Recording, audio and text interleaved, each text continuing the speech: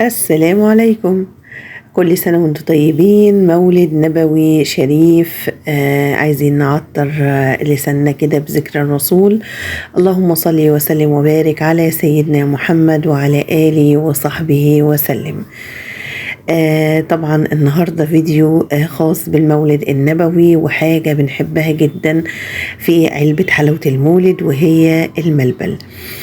طبعا أنا عاملة النهاردة ملبل سادة، ممكن نقدر نشكله بأي طريقة، بس أنا عاملة الأساس. يا رب الفيديو النهاردة يعجبكم. أنا شيرين ودي قناتي حلو وحادق مع شيرين. لو عجبكم فيديو النهاردة اوعوا تنسوني في اللايك والشير وسبسكرايب للقناة، ويلا بينا نشوف عملنا ازاي. اول حاجة هنجيب 1.5 كوباية من السكر، سكر عادي جدا زي ما انتوا شايفين. هنضيف عليه حوالي 1.5 كوب من المية، مية عادية جدا بدرجة حرارة الغرفة. عندنا عصرة ليمونة، وهنبتدي نرفع الكلام ده على النار.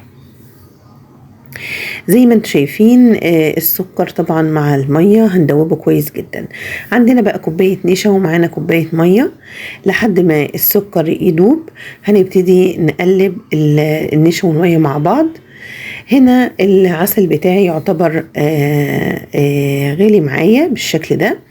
هنبتدي نقلب كده عشان نتأكد ان مفيش اي سكر موجود في قاع الطاسة بتاعتنا. هننزل بقى بالنشا بالمية بالشكل اللي انتوا شايفينه ده، وهنبتدي نقلب. وهنا بقى ابتدى المشوار. هننزل بنقطتين من الفانيليا، ودي خطوة اختيارية بس انا بحب الفانيليا، هتديله نكهة حلوة جدا. وهنبتدي نقلب. بصوا يا جماعة، الملبل يعني تقليب ونار هادية. اي حد يقول لي غير كده تسمعش كلامه. لازم نقلب كويس جدا. انا هنا النشا اتجانس مع الشربات زي ما انتوا شايفين. هننزل بقى بكوباية سكر، تمام، على مرتين. نزلت بنص كوباية وهنزل بنص كوباية التانية زي ما انتوا شايفين. احنا هنا ما استخدمناش غير سكر ونشا وكوباية مية. هننزل بقى بمعلقة من السمنة كده بعد ما ضفنا السكر وحسينا ان هو تجانس تماما مع الخليط. هننزل بمعلقة سمنة، بمعلقة زبدة، بمعلقة زيت بس يكون نوعها كويس. وهنبتدي نقلب الخليط بالشكل ده. شايفين ملامح الملبل ابتدى يبان. عندنا بقى 3 معالق من الجيلاتين، هننزل عليهم بنص كوباية مية وهنقلبهم كويس جدا بالشكل ده. الملبل غلي معايا وابتدى يتكتل زي ما انتوا شايفين كده. طبعا التقليب مهم جدا في كل مراحل الملبل. هاتي كرسي بقى واقعدي كده وقلبي الملبل بقى بمزاج. هننزل بقى بخطوة الجيلاتين، والخطوة دي مهمة جدا لتماسك الملبل. احنا مقاديرنا سهلة جدا وبسيطة زي ما شفتوا، بس هو التكات بتاعة الملبل نار هادية، تقليب مستمر. اما هتحطي الجيلاتين هتحسي ان الملبل فك منك شوية. قلبي واستمري في التقليب، وهنقعد كده حوالي 20 دقيقة بعد التقليب.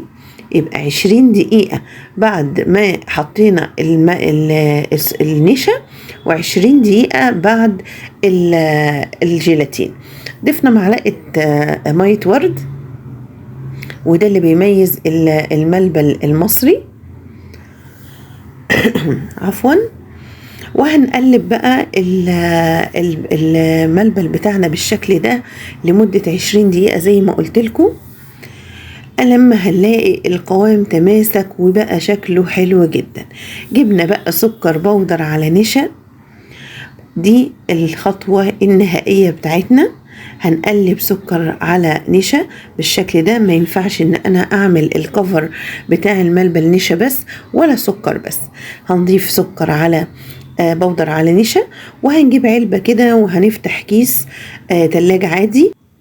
هنبتدي نعمل قاعدة كويس جدا من السكر والنشا في قاع العلبة بالشكل ده. وهنبتدي ننزل فورا بالملبل. ما نستناش الملبل يبرد يا جماعة، وهو سخن كده ننزل بيه. طبعا شايفين القوام تبارك الرحمن عليه ولونه حكاية. نقدر في الخطوة دي نحط لون أحمر، نقدر نحط مكسرات، نقدر نعمل الملبل الحبل زي ما انت عايزة اعملي، واللي تحبيه وولادك يحبوه اعملي. عملنا تغطية لوش الملبل بالشكل ده، وهنغطيه بالكيس بتاعه. انا مش عايزة اقفل العلبة بالغطا بتاعها، هكتفي بان انا اجيب كيس تاني واحطه بس على وش العلبة، وهنسيبه من 7 ل8 ساعات، مش اقل من كده يا جماعة، عشان يتماسك ويبقى الملبل بالقوام اللي احنا عارفينه.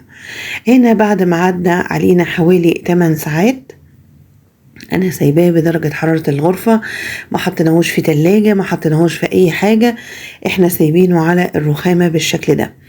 هنفتح بقى الملبل بالشكل اللي انتوا شايفينه، وزي ما قلت لكم دي الاساس بتاع الملبل.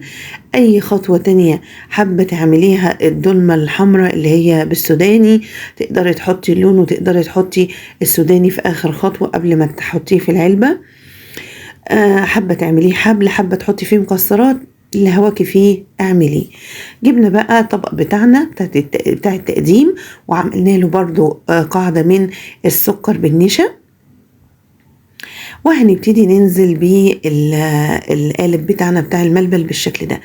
طبعا شايفين الكيس تبارك الرحمن بيطلع بسهولة، لان احنا عاملين طبقة حلوة جدا من السكر والنشا قبل ما ننزل بالملبل.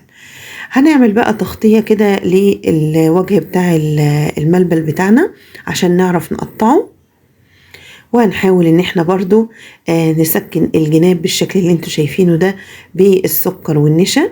مهم جدا خطوة السكر والنشا يا جماعة، مش هتعرفي تقطعيه او تتعاملي معاه الا بالسكر والنشا بالشكل ده. هنبتدي بقى ندهن السكينة بتاعتنا كده بالنشا والسكر، وهنبتدي نقطع. شايفين ما شاء الله، ايه ده ملبل يا اخواتي؟ ملبل ده ولا مش ملبل؟ شايفين الجمال؟ قطعي بقى بالشكل اللي انت عايزاه. احنا طبعا هنقطعه يعني بالقطع اللي احنا متعودين عليها، المربعات. تكبري بقى تصغري حجم القطعة ده برضو يرجع لك. شايفين ما شاء الله، حكاية بجد يا جماعة. عايزة اقولك طعم وريحة وقوام روعة. عملنا الملبل بطريقة سهلة جدا وبسيطة، تقدري تفرحي بيها ولادك في اي وقت في السنة. شايفين الجمال؟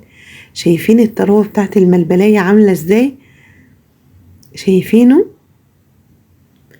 انا عايزة بقى اوريهولكم واوريكم المطة بتاعته. تعالوا بقى شوفوا شوفوا الجمال. شوفوا دايب ازاي، تبارك الرحمن، ولا استك ولا ناشف ولا جامد ولا هيوجع السنان، حاجة كده بتلز وتلز. شايفين يا جماله يا تكاته يا حركاته؟ تسلم ايدك يا شيف شيرين. شايفين الجمال؟ عايزة اسمع رأيكم بقى في الكومنتات. عرفنا نعمل الملبل يا ولاد ولا لا؟ يا جماله. عفرنا بقى كل قطعة كده عشان ما يلزقش في بعض، لازم ان احنا نغلفها كويس جدا بالسكر وبالنشا. خليط السكر والنشا ده مهم جدا جدا جدا، وما تحتفظي بيه في علبة، الباقي بتاعه ده ضيفي بين كل طبقة وطبقة رشة من السكر بالنشا ده. ما شاء الله. عايزة اقول لكم الطبق ده لو اقول لكم عدى الكيلو شوية، والله عدى بجد الكيلو وشوية. شايفين الجمال؟ من 3 كوبايات سكر او 2.5 كوبايات بالظبط. حطينا 1.5 كوباية في الاول، وكوباية واحنا شغالين، 2.5 كوبايات من السكر، وكوباية نشا، و3 معالق جيلاتين، وعملنا احلى طبق ملبل في الدنيا. شايفين الجمال؟ شايفين التكات؟ لا لا لا، خطير خطير خطير. عايزة اقول لكم الطعم روعة، القوام حكاية. شايفين؟ صدقوني نافسنا اكبر محلات حلاوة المولد في مصر. شايفين الجمال؟ شايفين الروعة؟ بجد يستاهل بقكم. كل سنة وانتم طيبين، وعيد مولد شريف، وبعد الأيام. ويا رب الفيديو النهاردة يكون عجبكم، وهستنى رأيكم في الكومنتات، واوعوا تنسوني في اللايك والشير وسبسكرايب للقناة، واستنوني في فيديو جديد إن شاء الله.